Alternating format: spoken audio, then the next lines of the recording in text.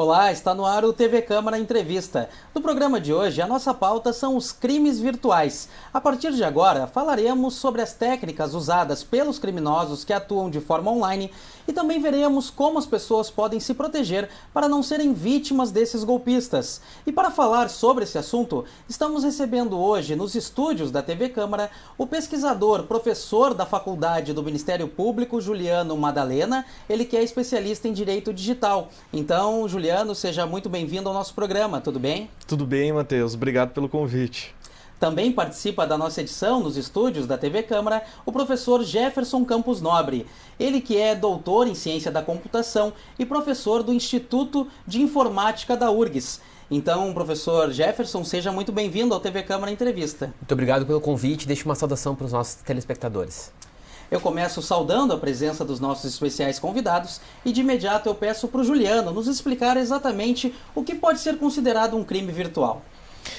Bom, o que nós temos hoje? Basicamente, os crimes virtuais, nós temos alguns tipos especiais, por exemplo, o grande tipo próprio de um crime cibernético seria a invasão de um dispositivo informático, que é basicamente esta quebra de barreira através de técnicas sofisticadas ou não, para acessar e, portanto, invadir uma aplicação ou um dispositivo, um terminal e daí por diante.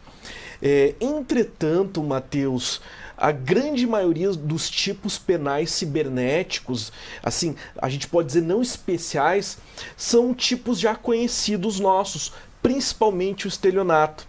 Então, na sua grande maioria das vezes, o que a gente observa na prática são poucos os casos de tipificação. E o que significa isso? De identificação de um crime próprio do Código Penal através de uma invasão de um dispositivo. Uma prática, digamos, de hacking que o professor Jefferson poderia depois nos elucidar com mais especialidade. Esses tipos penais, eles são, digamos, não tão vistos. Não é um direito do foro central, como a gente fala, mas sim o estelionato. Ou seja, a utilização de meio do ardil, do meio fraudulento, para promover que a pessoa faça algo, digamos, como uma transferência e daí por diante. Então, de um modo geral, os tipos próprios desses cybercrimes, digamos assim, eles não são tão comuns. O que nós observamos é essa transposição de um clássico estelionato que antes era realizado no ambiente tangível, agora no ambiente virtual. Perfeito. E professor Jefferson, para quem não tem conhecimento sobre o assunto, os crimes virtuais parecem exigir uma capacidade técnica bastante apurada do meio digital. Em cima disso, quais habilidades e especialidades esses criminosos possuem? Na verdade, acho que também complementando, né, na sequência do que o professor Juliano comentou anteriormente, muitos desses crimes eles não necessitam de uma grande capacitação técnica, né? Então, de fato, hoje nós temos muita familiaridade com dispositivos eletrônicos, com celulares, com tablets, computadores. Então, muitas vezes esses crimes se concentram em tentar entender a lógica de utilização, né, dos usuários e a partir dessa lógica de utilização tentar, né, por exemplo, subtrair informações, tentar levar, né, o usuário a realizar uma operação indevida, esse tipo de coisa. Então, é importante hoje pontuar que, sim, existem crimes, né, também como o professor Juliano comentou, que estão relacionados diretamente com conhecimentos, né, da computação mais específicos, mas tem muitos crimes que eles se aproveitam de algumas questões psicológicas mesmo, do uso dos dispositivos e daí em algum momento, às vezes de uma maior fragilidade ou de uma questão mais especial, eles conseguem então fazer com que o usuário realize uma operação indevida ou muitas vezes que ele passe informações que não deveria através, né, de um canal virtual. Então nós vemos isso, dá para dividir assim claramente alguns crimes que são sim muito tecnológicos, que utilizam técnicas específicas, mas tem alguns crimes que são praticamente assim realizáveis por qualquer pessoa mal intencionada. E quais informações seriam essenciais para que os criminosos conseguissem ter sucesso, êxito na operação? Nós tratamos normalmente de informações que são pessoais, né? Então existe um conjunto de informações, né? Como CPF, como número de carteira de identidade, algumas informações mais específicas, que são essas informações que de alguma forma nos identificam, né? Tem algumas informações que são do nosso contexto social, por exemplo, membros, quem são os membros da família, né? Então, pessoas que nós temos uma relação, isso é muito utilizado em golpes, por exemplo, em relação ao estelionato, né? Como o professor Juliano comentou anteriormente. E tem questões que são enviadas por dispositivo. Então, por exemplo, códigos de verificação, né? Tem muitos golpes que se realizam através da subtração de códigos de verificação e daí, posteriormente, né, se utilizam esses códigos, por exemplo, para roubar uma conta em alguma rede social. E para além do estelionato, professor Juliano, a gente sabe que existem também outras fraudes, roubo de dados e também extorsões mediante o ambiente digital. Quais são os crimes mais comuns nesse meio que o senhor tem conhecimento? Olha, uma questão importante que nós precisamos destacar e a gente precisa, digamos, nos apoiar nessa pressão técnica, é que atualmente nós temos uma lei chamada Lei Geral de Proteção de Dados, que é uma legislação recente, nós já tivemos a oportunidade de conversar sobre isso aqui na TV Câmara, mas esta legislação ela ainda não tipifica o vazamento de dados ou ilícitos relacionados com dados pessoais como crime. Inclusive já há movimento no Congresso brasileiro estruturando, digamos assim, iniciativas que objetivem, portanto, fazer a chamada LGPD penal, que é justamente criar tipos penais.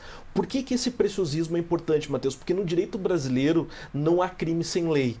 Nós precisamos de lei que estipule o crime de forma escrita e clara, verbalize esse crime para que nós possamos identificar o crime. Entretanto, os ilícitos civis ou cíveis que nós temos lá na Lei Geral de Proteção de Dados, eles são sancionados através de multas, advertências, suspensões, inclusive possíveis ações indenizatórias. Ou seja, se nós tomarmos hoje o Brasil em comparação com outros países, como o próprio Estados Unidos, nós não temos ainda um marco criminal cibernético muito claro.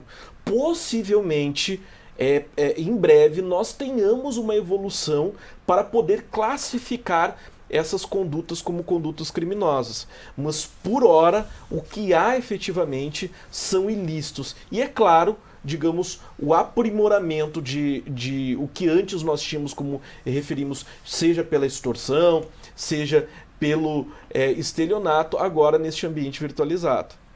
E professor Jefferson, o senhor falou antes de fragilidades como a questão psicológica, né, e também do ambiente virtual privado de cada um. Quais outras fragilidades esses criminosos podem se aproveitar das pessoas e como evitar ou minimizar que eles avancem nessas informações que deveriam ser restritas a quem compartilha? Bom, eu acho que uma primeira questão que nós podemos cuidar, assim, é em relação a... E talvez isso não seja tão, né, divulgado, mas é uma questão, por exemplo, em relação à quantidade de informações que nós compartilhamos, né, de bom grado, né, nas redes sociais. Então, eu sempre dou um exemplo que se a pessoa posta, por exemplo, que ela está viajando, que ela está em uma outra localização, de certa forma, ela indiretamente está dizendo que não está em casa. E isso pode ser utilizado, por exemplo, para crimes que não estão restritos à questão virtual. Então, sempre ter um bom senso em relação à postagem, né? Se usa muitas vezes o termo em inglês overposting, né? Quando a pessoa coloca informações em demasia nessas redes sociais. Então, eu acho que essa é uma questão importante. Ter cuidado, por exemplo, né? Algumas redes sociais permitem que somente amigos consigam visualizar algumas informações, né? No caso do WhatsApp, por exemplo, a foto do perfil é muito utilizada para golpes, né? Para, enfim, algumas formas de extorsões, enfim. Então, ter um cuidado, por exemplo, para evitar, né, para restringir o acesso a algumas informações, eu acho que é uma boa técnica, né? E claro, tem algumas questões mais clássicas que nós falamos, por exemplo, né, usar autenticações de mais de um fator, né? Então, não somente ao acessar, por exemplo, o celular já poder entrar no aplicativo de rede social, por exemplo, WhatsApp ou outros, né? Então, permitir uma segunda senha que utilize isso, né? Agora, há pouco tempo, nós tivemos alguns casos de celulares que foram roubados, desbloqueados, e de posse desse celular desbloqueado, então a pessoa conseguiu realizar operações bancárias, porque não existia uma segunda senha, né, para ser utilizada nesses aplicativos. Então, são cuidados assim, mais gerais que permitem ter um ambiente assim, de utilização do celular ou de outros dispositivos de uma forma mais segura. Agora, professor Jefferson, aproveitando também o seu conhecimento acadêmico e profissional, tecnicamente mesmo falando, quais mecanismos esses criminosos virtuais podem usar para ter acesso aos nossos dados? De quais ferramentas eles utilizam no ambiente privado virtual?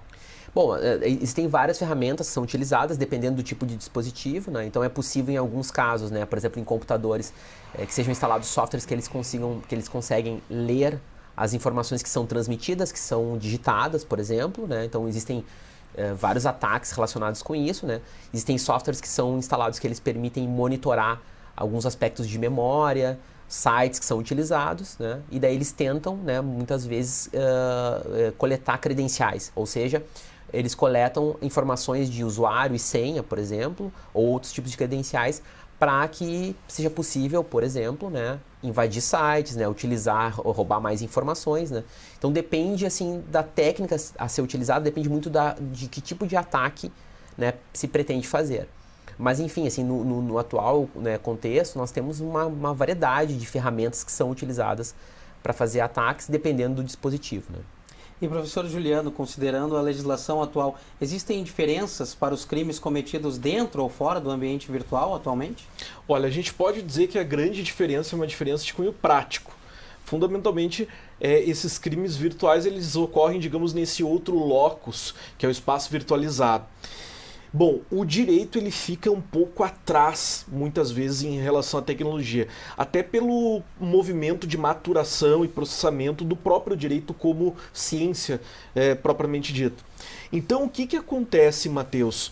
Como o professor Jefferson identificou, ainda que nós tenhamos inúmeras formas de resolver problemas sob a ótica da utilização da informática, esses crimes e essas condutas, basicamente elas trazem um desafio para o investigador, para o advogado e para o judiciário extremamente marcante. E o desafio é, muitas vezes, em identificar o criminoso, identificar o lugar, identificar provas, identificar, digamos assim, basicamente essas pegadas digitais. Nós sabemos que toda conduta que é realizada no ambiente virtual, ela vai deixar algum tipo de rastro. No entanto, eu posso dizer que eu jamais vou desconsiderar, por exemplo, o conhecimento do professor Jefferson dos seus alunos em matéria de segurança da informação. Porque nós sabemos que a pessoa dotada de muito conhecimento e com bastante informação sobre esse assunto consegue mimetizar, ou seja, fazer, digamos, uma conduta danosa no ambiente virtual, simulando estar em um lugar distinto através de técnicas como VPNs, passando por várias redes, digamos, imitando dispositivos terceiros que não é dela, ou seja, o conhecimento da tecnologia da informação mal utilizado, se a gente pode destacar, ele desafia o direito diariamente. E veja, o direito é uma ciência que demora para dar respostas. Nós temos o princípio da ampla defesa, nós temos o princípio do devido processo legal. Então toda essa cadência jurídica, ela é, digamos, desrespeitada naturalmente pela ciência da computação, em razão da sua rapidez. E isso provoca uma enorme dificuldade em dar respostas, em dar vazão a esses tipos penais. Por esses motivos é que talvez nós precisemos realmente pensar em um grande marco jurídico e inclusive cada vez mais no aprimoramento de técnicas de investigação e daí por diante para poder acompanhar a evolução tecnológica e não só a evolução, o uso das ferramentas disponíveis nesse cenário. Professor, pegando essa sua última resposta e também em cima do seu comentário anterior sobre a LGPD, a legislação atual, ela poderia melhorar alguns mecanismos para acelerar o processo de penalização? Sem a menor dúvida, Matheus. A Lei Geral de Proteção de Dados é uma das legislações mais modernas que nós temos no direito brasileiro. Ela foi apoiada pelo Regulamento Europeu de Proteção de Dados, é uma lei muito moderna. Tem, digamos, mecanismos legais sobre governança, sobre segurança da informação e daí por diante. E também tem um sistema de responsabilidade, seja administrativa através da Autoridade Nacional de Proteção de Dados ou de responsabilidade civil muito eficiente. No entanto, Matheus e professor Jefferson, me parece que é oportuno, inclusive nesse espaço, nós destacarmos o seguinte. Nós já falamos aqui, tivemos o prazer de conversar sobre Lei Geral de Proteção de Dados em outra oportunidade. Verdade. De lá até aqui, nós não tivemos uma resposta, digamos assim, marcante por parte da Autoridade Nacional de Proteção de Dados em matéria de sanção. Exatamente. O que eu quero dizer, Matheus? Eventualmente, o professor Jefferson e o Matheus, nesse lapso dos nossos últimos encontros, tiveram os dados vazados por grandes vazamentos que foram noticiados. Nós não tivemos respostas por parte da autoridade. Temos processos administrativos em tramitação. Por que é importante nós trazermos essa mensagem? Porque não há lei sem enforcement, não há lei sem punição, não há lei sem sanção. Significa que eu quero, digamos, estabelecer um mecanismo tão somente punitivo? É claro que não. Precisa educar, precisa treinar, precisa capacitar. Agora, qual o incentivo que a sociedade vai ter em cumprir a Lei Geral de Proteção de Dados, em cumprir as duras técnicas e às vezes caras medidas de segurança se não houver sanção, se não houver multa? E de fato, assim, relacionando, né, como comentário do professor Juliano, nós temos esse questionamento, inclusive, pelos alunos. Porque assim, no contexto educacional, que nós falamos de LGPD e nós temos essa interface com o direito, os alunos também se perguntam, como o professor Juliano tá agora muito bem colocou, por que eu vou gastar, né, vou usar recursos que são, enfim, importantes para as organizações em matéria de proteção de dados, se de fato, ao acontecer um vazamento, né, alguma coisa dessa forma, não há realmente uma sanção, pelo menos até o momento, né? Então, como o professor Juliano muito bem colocou, eu também concordo que é necessário um enforcement, né, da legislação. Então, houve movimentos, né, as organizações investiram, mas eu acho que num determinado momento se colocou em dúvida, né, como isso ia ser aplicado na prática, e aí esses investimentos começaram a ser olhados com um pouco mais de, vamos dizer assim, de reserva, pela talvez observação de que a Autoridade Nacional de Proteção de Dados não ia realizar, vamos dizer assim, uma sanção mais direta em relação, ao, por exemplo, a problemas de proteção de dados. E falo isso também, né, o professor Juliano pode me ajudar, inclusive no contexto de dados sensíveis. Com certeza. Isso também não houve esse movimento.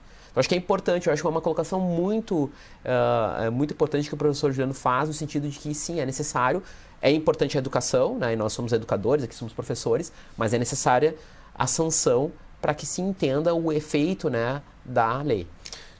Porque é interessante, Matheus, eu posso me atrever aqui um pouquinho na área do professor Jefferson, medidas de segurança sejam técnicas ou jurídicas, porque aqui nós caminhamos juntos para deixar uma companhia ou o setor público em compliance com a norma. Não é igual você pintar uma parede, que você pinta e sai. Então, eu não tenho como simplesmente trazer o professor Jefferson para um programa de compliance, ele vai lá, faz um trabalho e vira as costas. É uma cultura de segurança contínua nas organizações, é uma mudança importante na natureza cultural. E você precisa ser incentivado para provocar essa mudança. O direito, ele também trabalha, digamos, com esse aspecto de provocar incentivo através justamente destas medidas sancionadoras que possuem um caráter, digamos, de natureza pedagógico. Isso é muito parecido, Matheus, com a questão de trânsito. Por que você respeita o trânsito? Por que você não passa o sinal fechado? Para além da sua segurança, tem a sanção. E essa falta de sanção e também o atual cenário do direito digital que o professor Juliano nos traz, professor Jefferson, tu diria que aumenta ainda mais essa demora na atualização da legislação, ela aumenta ainda mais o abismo que se tem entre o direito e a capacidade de evolução da tecnologia e dos mecanismos de hackers, enfim, de invasão de dados? Eu acho que sim, Matheus, porque o que acaba acontecendo é que, assim, como o professor Juliano comentou, né, a necessidade de se realizar investimentos que são contínuos, né? Então, por exemplo, né, não basta fazer a aquisição de um determinado mecanismo de segurança, né? O professor mencionou VPNs, firewalls, mecanismos desse tipo. É necessário que a organização ela continuamente treine. Então se fala modernamente em segurança centrada nas pessoas.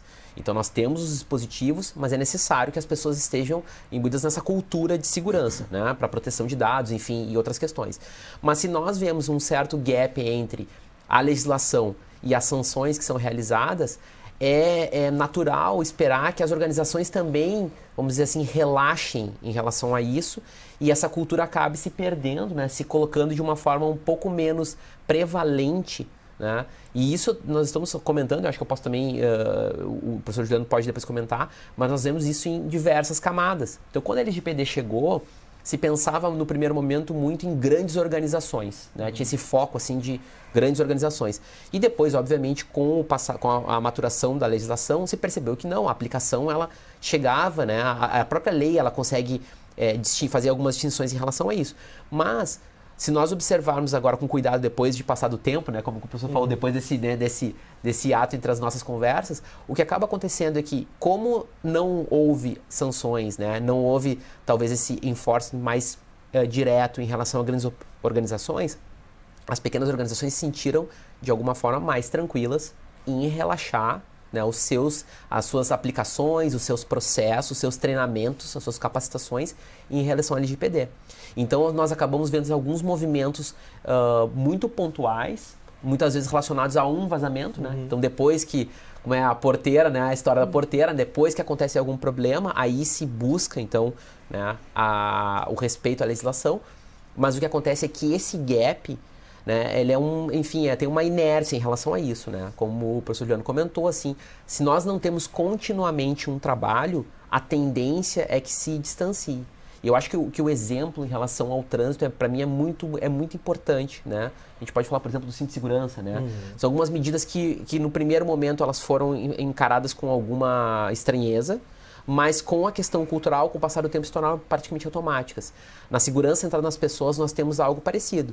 Se nós temos comportamentos que são relacionados com segurança no nosso cotidiano da organização, a tendência é que esses comportamentos se tornem automáticos e que a organização como um todo proteja melhor os dados dos usuários.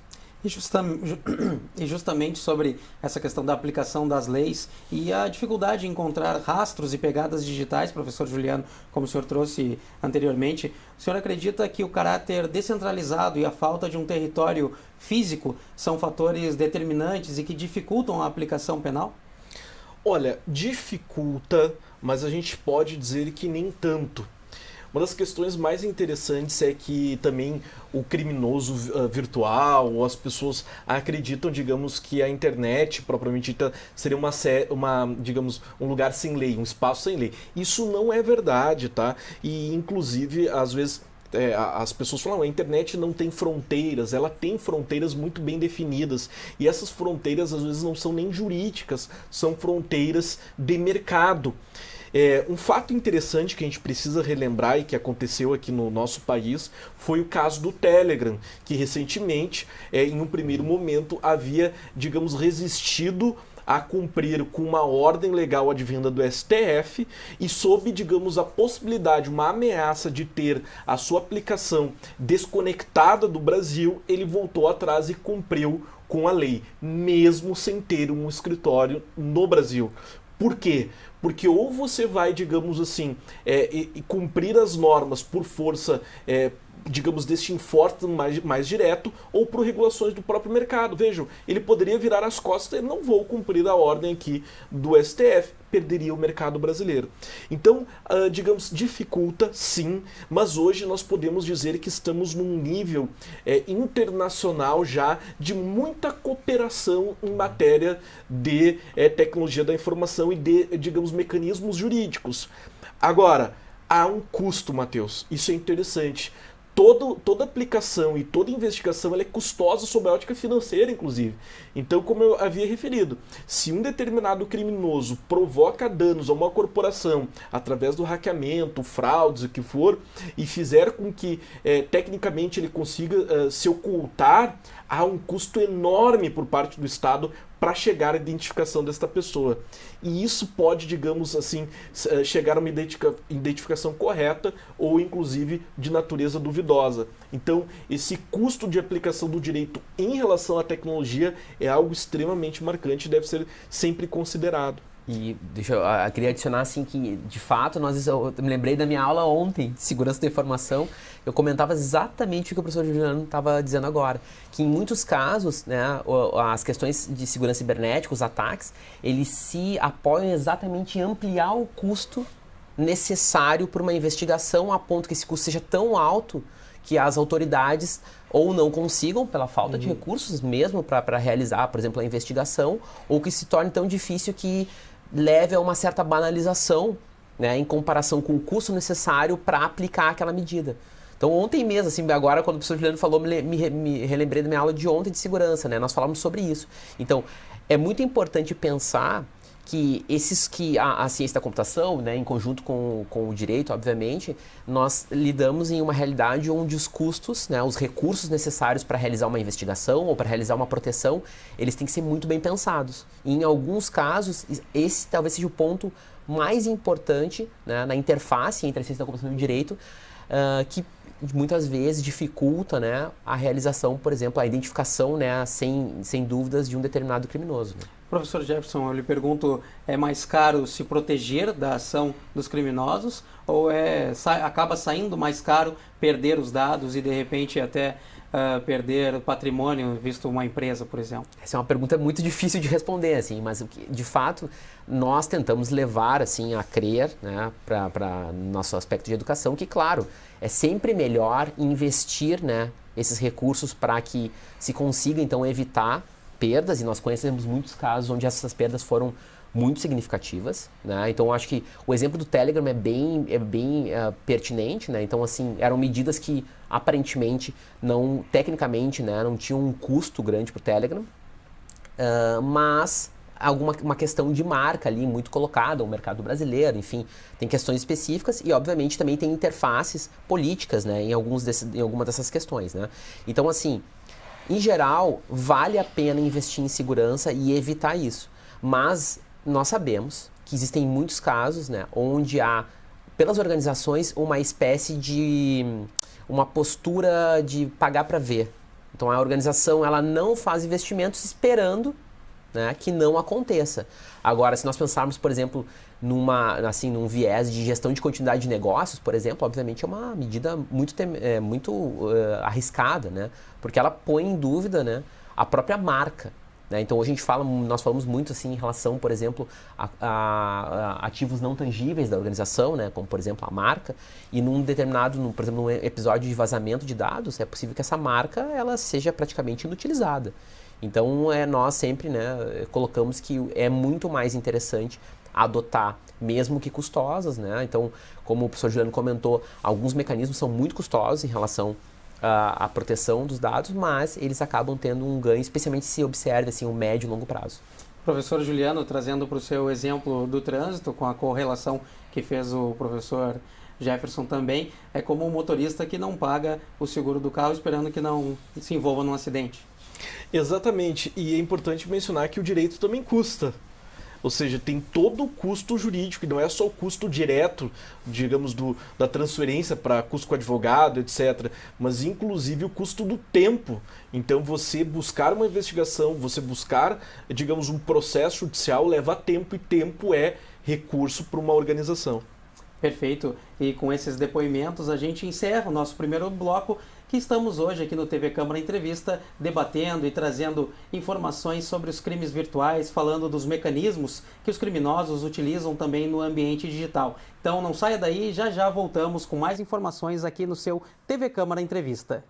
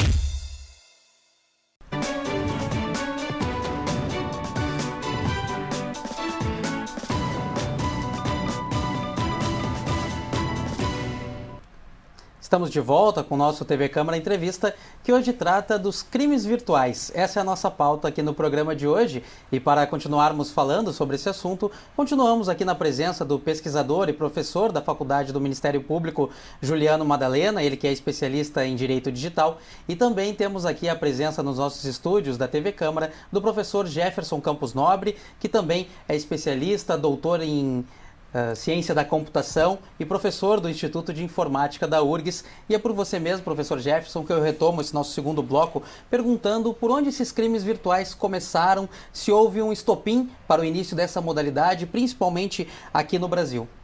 Bom, então esses crimes virtuais, eles começam, na verdade, assim, né, ainda nos anos 60, 70, com ataques às empresas de telefonia, né, especialmente para conseguir ligações gratuitas, e daí eles migram com essas ligações gratuitas para algumas formas de conexão com computadores, né, através das redes telefônicas, e daí isso ainda de uma forma muito amadora, né, então era muito mais uma forma de demonstrar, e daí vem o termo hacker, né, era uma forma de se demonstrar como uma pessoa que sabia, né, que conhecia de computação, de informática, e daí isso acaba, né, com o passar do tempo se tornando crime organizado, com quadrilhas, né.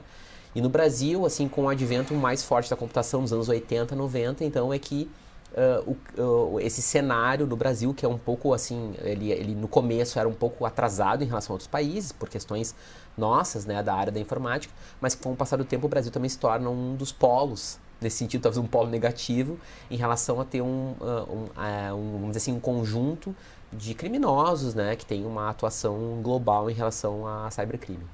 Professor Juliano, no bloco anterior, a gente falava das atuais legislações referentes aos crimes virtuais e também do passo a passo ainda lento dessa atualização, né? Ainda mais visto o distanciamento para o avanço tecnológico. Então, em cima das palavras agora do professor Jefferson, eu lhe pergunto como eram as legislações para os crimes virtuais lá no início, década de 60, 70? Inexistentes.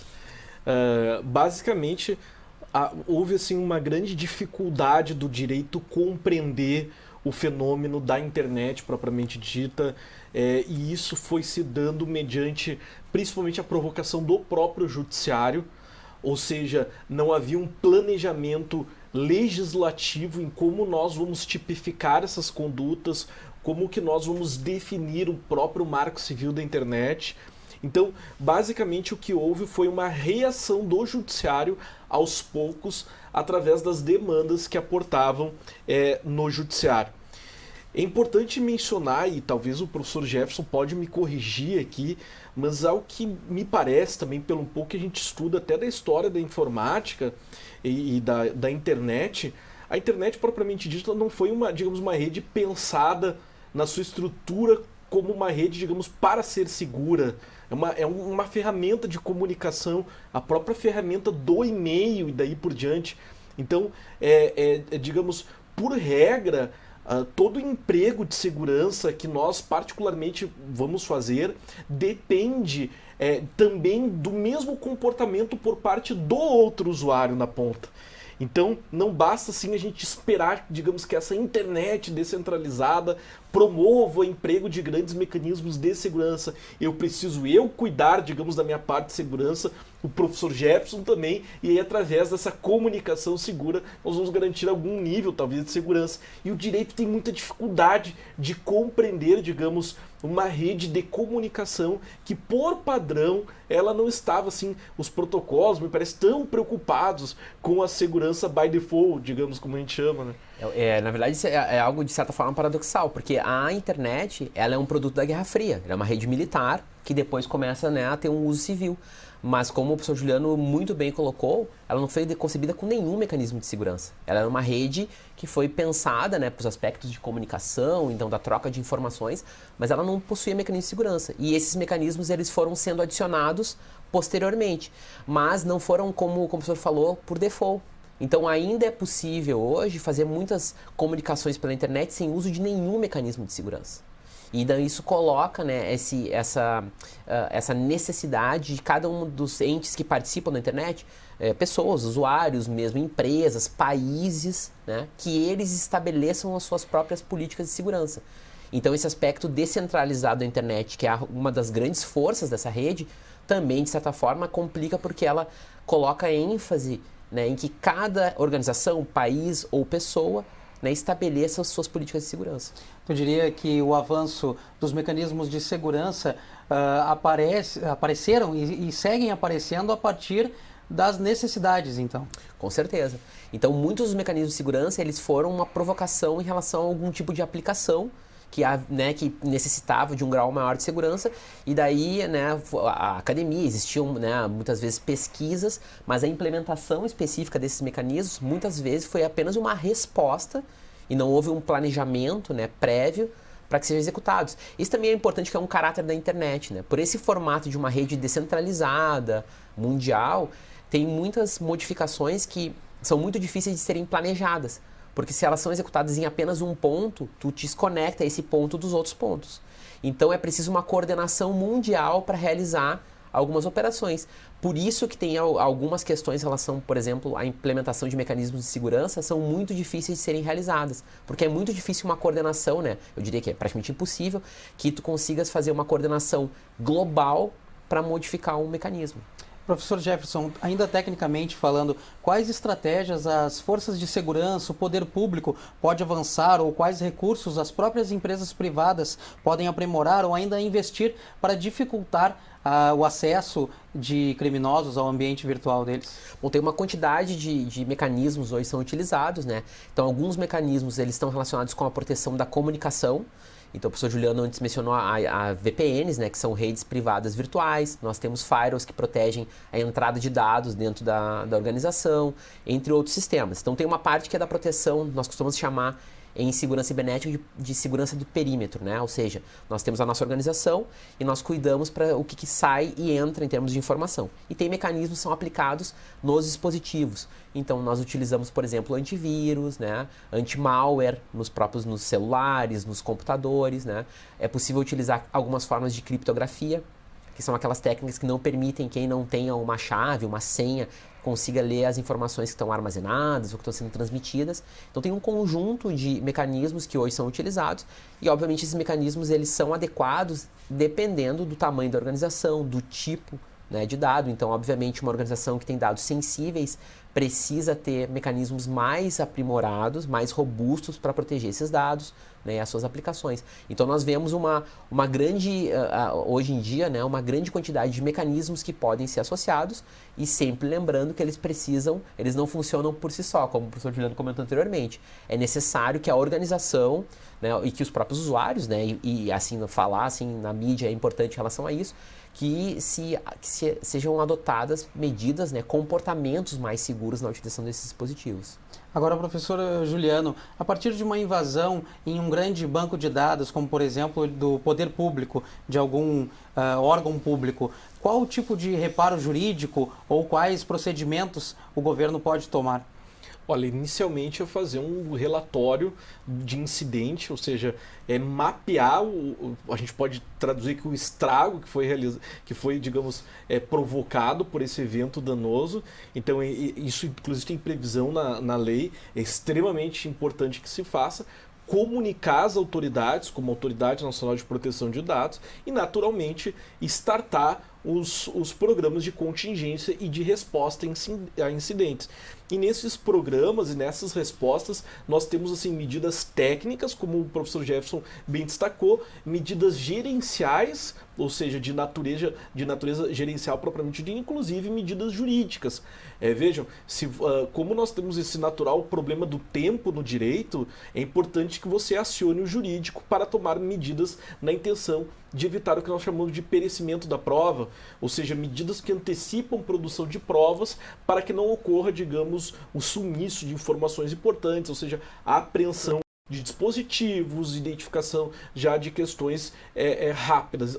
E para isso, Matheus, a companhia ou o setor público precisa estar organizado, porque basicamente quando ocorre o evento danoso, o pânico se instaura. Então você, se não estiver organizado, você não vai conseguir tomar as medidas. É muito parecido aqui com as questões relacionadas ao incêndio. Ou seja, você tem um programa de prevenção, tem os brigadistas de incêndio e diante de um evento você vai acionar toda essa cadeia para coibir o incêndio, evitar e reparar os eventos que aconteceram.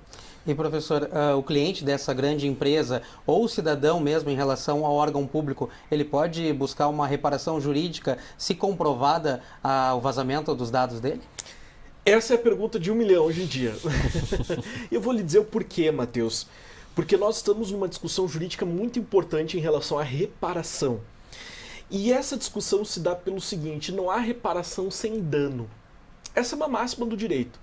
Então, nós ainda não temos, digamos, respostas suficientes por parte do judiciário no que corresponde à qualificação do evento como um evento danoso.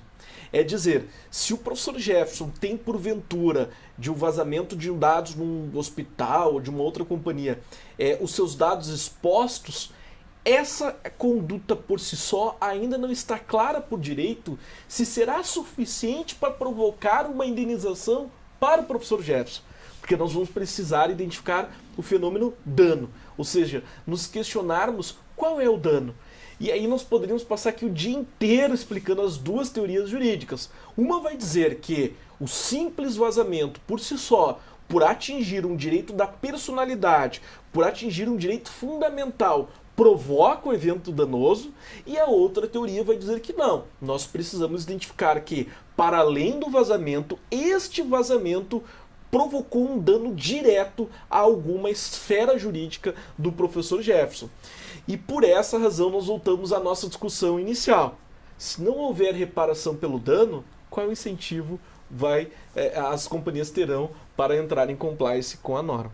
Mas justamente sobre essa ação danosa no presente, professor Jefferson, visto o seu conhecimento na área da ciência da computação, pode não ser um dano no presente, o vazamento dos dados da pessoa, mas pode servir para um dano bastante grave em um futuro, já que se apropriaram daqueles dados das pessoas, não? Com certeza. Uma pergunta que hoje é muito feita, né, é a seguinte: olha, roubaram o meu perfil. E daí, ao roubarem meu perfil, essas pessoas tinham várias informações sobre mim, né? Tinham o meu nome completo, tinha a minha família, né? E as pessoas perguntam, mas como que aconteceu isso? Se só roubaram o meu perfil.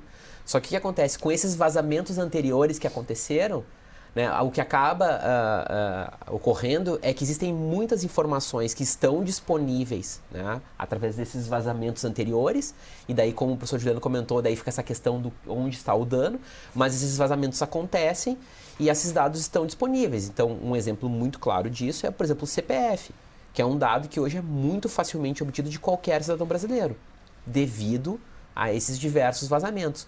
Então, essas informações elas vão se avolumando, e daí também é possível, né, que criminosos, pessoas mal intencionadas, consigam cruzar informações desses vários vazamentos para construir um perfil muito completo. Isso é de alguma forma assim, bastante assustador, inclusive, de uma pessoa, apenas com dados de vazamentos anteriores. Porque também essa é uma questão máxima da internet, né? Depois que algo é vazado, não tem como nós desvazarmos, né? Então essas informações estão lá, elas ficam, né? Claro que é possível evitar, né, que essas informações apareçam, por exemplo, em mecanismos de busca, né, como o Google, mas depois que o dado é vazado, né, ele fica de alguma forma disponível e pode ser utilizado para outros crimes ou para outras ações ilícitas. Por óbvio, a culpa não pode ser da vítima, mas existe um meio termo no compartilhamento de dados que o cidadão comum pode tentar evitar para navegar no ambiente virtual? Com certeza. Então, nós normalmente tentamos, assim, nesse aspecto mais educacional, mais pedagógico, colocar para o usuário que ele deve se perguntar, por exemplo, sobre determinadas permissões e compartilhamentos. Então, sempre dou aquele exemplo, né? Tem um jogo, por exemplo, que vai instalar no teu telefone. Daí o jogo pede para tirar fotos ou para acessar a tua agenda. A gente tem que se perguntar, mas eu preciso que um jogo acesse a minha agenda? Porque ao acessar a minha agenda ou a minha foto, o que a gente espera? Que essa empresa vai poder acessar os teus dados. E se houver um vazamento dessa empresa, aqueles dados que ela conseguiu obter sobre o usuário vão estar disponíveis. E professor Juliano, juridicamente, assim como o professor Jefferson nos trouxe agora nesse exemplo do jogo solicitar algum acesso que tu possa achar que seja indevido ou não necessário para aquele momento, existe já como eu suspeitar de uma invasão e buscar uma ação judicial a partir da suspeição apenas? Olha, a suspeita pode provocar basicamente a iniciativa pela parte de trazer medidas judiciais diante dessa suspeita. Nós temos próprias medidas judiciais de natureza cautelar para cautelar direito e daí por diante. Agora, eu acho que uma das questões importantes sobre até para a fala do professor Jefferson é que a Lei Geral de Proteção de Dados traz um princípio chamado princípio da necessidade, que traduz muito o que o professor Jefferson referiu.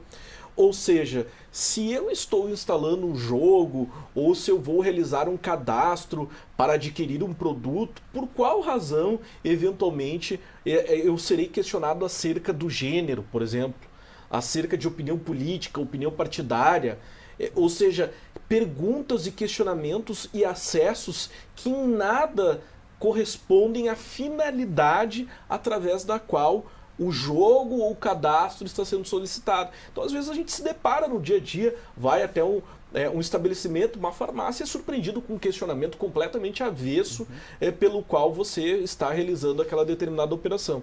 Isso é contra, digamos, a Lei Geral de Proteção de Dados, que traz uma lógica de minimizar. O que significa isso? A conduta do controlador e dos agentes de tratamento sempre devem minimizar a solicitação de dados, é dizer, solicitar apenas os dados necessários para a finalidade. Se eu vou ingressar na TV Câmara, eu preciso informar ali poucos dados e não dados talvez sensíveis que em nada, digamos assim, correspondem com a necessidade de ingresso no local. E o cidadão comum, ele tem o direito legal de solicitar por que aquela empresa, como aquela empresa conseguiu acesso aos dados dele? Com certeza. Esse é mais o direito previsto na Lei Geral de Proteção de Dados, que é o chamado direito de acesso, direito de informação, de consulta aos dados pessoais. E aqui tem uma dica importante. Esse direito ele deve ser gratuito. Ou seja, nenhuma companhia, nenhum operador pode cobrar pelo fornecimento dessas informações. Ou seja, se o professor Jefferson requerer, não pode ser submetido à remuneração para obter os seus dados pessoais. Professor Jefferson, muito se fala que existe um compartilhamento de dados, inclusive com ressarcimento financeiro entre as empresas. Sim. Isso é comum e isso está previsto também na LGPD, que se acabe ou minimize de alguma maneira? Assim, existem princípios, né, como o professor Juliano comentou sobre a LGPD em relação, por exemplo, a essa minimização, né, que tem que ser respeitados, mas sim, nós sabemos que existem compartilhamentos, algumas vendas, né, inclusive de dados, né, que são realizadas e que, pensando na perspectiva da ciência da computação, né, nós sempre estamos preocupados porque um conjunto de dados que vão ser transmitidos ou vão ser trocados entre diferentes empresas, muitas vezes conseguem capturar diferentes vieses, diferentes lados de um determinado usuário e isso, de novo, consegue construir um perfil desse usuário que tem informações muito mais detalhadas do que seria necessário. Então, eu acho que esse é um cuidado específico, né? A LGPD dispõe sobre essas questões, né? Em relação à proteção que deve ser realizada nesses casos. E creio que, assim, isso, pensando assim numa perspectiva também de dados sensíveis, né? Eu acredito que tem que ser olhado com muito cuidado. Talvez seja um dos pontos hoje que a LGPD talvez esteja mais ameaçado, vamos dizer assim, que é essa ligação com dados sensíveis em relação à saúde. Então, existe uma preocupação, né? Eu pesquiso nessa área também. Nós temos uma preocupação muito grande em relação à ligação que tem de dados de saúde com outros dados de outras organizações e como isso pode ser utilizado em conjunto. O senhor falou em venda de dados, né, no compartilhamento entre as empresas. Essas vendas são legalizadas? Existem, então, processos, acho que o professor Juliano pode comentar melhor do que eu sobre isso, né? Então, existe um controle na LGPD em relação a esse tipo de transação de dados, né? Porque, na verdade, quando há, então, esse compartilhamento, essa venda, quando esses dados são repassados, né? Algumas, vamos dizer assim, como é que eu posso dizer, assim, os direitos sobre esses dados, né? Eles têm que ser informados aos usuários o que se pode fazer com aqueles dados, né? E, de novo, tem certos princípios que têm que ser respeitados em relação a como esses dados, por exemplo, vão ser repassados, né? Então, professor Juliano, a legislação prevê de alguma forma que isso seja legal entre as empresas? Não, por regra, nós não temos, digamos assim, a possibilidade de comercialização de dados.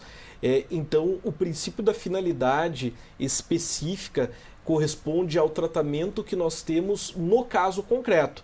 Eu não posso depois comercializar os dados e circular esses dados, principalmente sob essa ótica financeira. Por regra, não.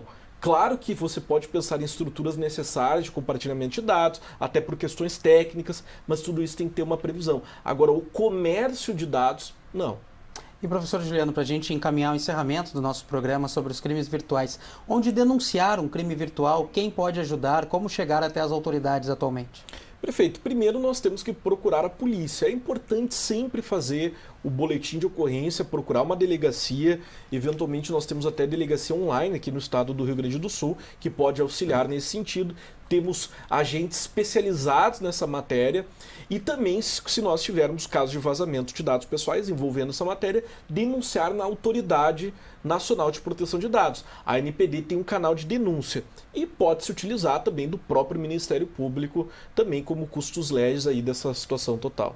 Perfeito, e com isso nós vamos encerrando o nosso TV Câmara Entrevista de hoje, que tratou dos crimes virtuais. Por aqui falamos das técnicas e dos mecanismos utilizados pelos criminosos que atuam no ambiente virtual e também podemos pegar algumas dicas dos nossos especialistas sobre como as pessoas podem se proteger para não serem vítimas desses golpistas que hoje atuam em todo o território nacional e mundial. Então agradeço a companhia de vocês e agradeço aos nossos especiais convidados, o professor e pesquisador Juliano Madalena, que é especialista em Direito Digital. Muito obrigado pela participação. Eu que agradeço. Também agradecemos a participação do professor Jefferson Campos Nobre, ele que é doutor em Ciência da Comunicação pela URGS e professor do Departamento de Informática, do Instituto de Informática da Universidade Federal do Rio Grande do Sul. Então, muito obrigado pela participação, professor. Agradeço o convite, sempre à disposição. Então, o nosso TV Câmara Entrevista de hoje fica por aqui. Para acompanhar mais detalhes da nossa programação, fique de olho nas nossas redes sociais. Eu me despeço de vocês, obrigado pela sua audiência e pela sua companhia e até a próxima edição.